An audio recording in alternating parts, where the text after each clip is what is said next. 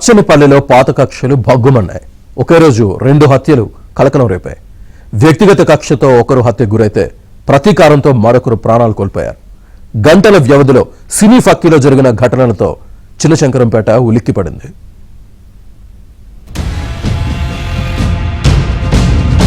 ప్రాణ స్నేహితుల మధ్య చెలరేగిన వివాదం తారాస్థాయికి చేరి ఇద్దరి ప్రాణాలను బలిగొన్నది. మెదక్ జిల్లా చిన్నశంకరంపేట మండలంలో ఈ దారుణం జరిగింది. సూరారం గ్రామానికి చెందిన యాట శ్రీధర్, ప్రభు స్నేహితులు ఇద్దరూ కలిసి ఓ ఆటోను కొనుగోలు చేశారు. ఈఎంఐల విషయంలో ఇద్దరి మధ్య తలెత్తిన వివాదం ఘర్షణలకు దారితీసింది. ఈ క్రమంలోనే శ్రీధర్ బంధువును ప్రభు ప్రేమ వివాహం చేసుకున్నాడు. దీంతో ఇరువురి మధ్య విభేదాలు మరింత ముదిరాయి. తనకు అన్ని విధాల అడ్డంకిగా మారిన శ్రీధర్ను ఎలాగైనా చంపాలని ప్రభు ప్రయత్నిస్తున్నాడు. కొన్నాళ్ల క్రితం కత్తితో దాడి చేశాడు. దీంతో హత్యాయత్నం కేసు నమోదైంది.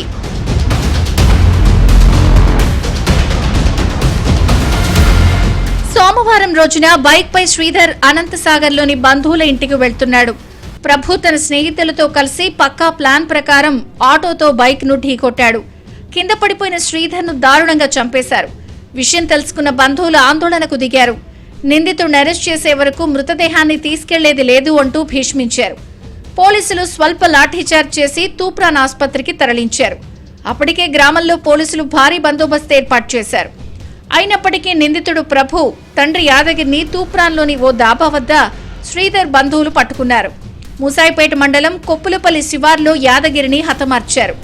మృతదేహానికి రాయి కట్టి హల్దీవాగులో పడేశారు.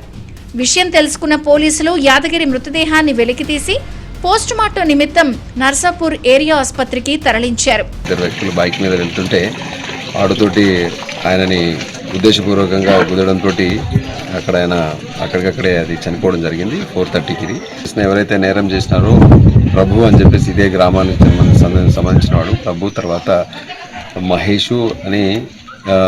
మహేష్, గణేష్, సండ్ర గణేష్, తర్వాత ప్రశాంత్ అని చెప్పేసి వీళ్ళ నేరానికి పాల్పడ్డారు మిగతా వాళ్ళు అని చెప్పేసి మాకు ప్రాథమికంగా మాకు లభించిన ఆధారాలను బట్టి మాకు తెలుస్తుంది.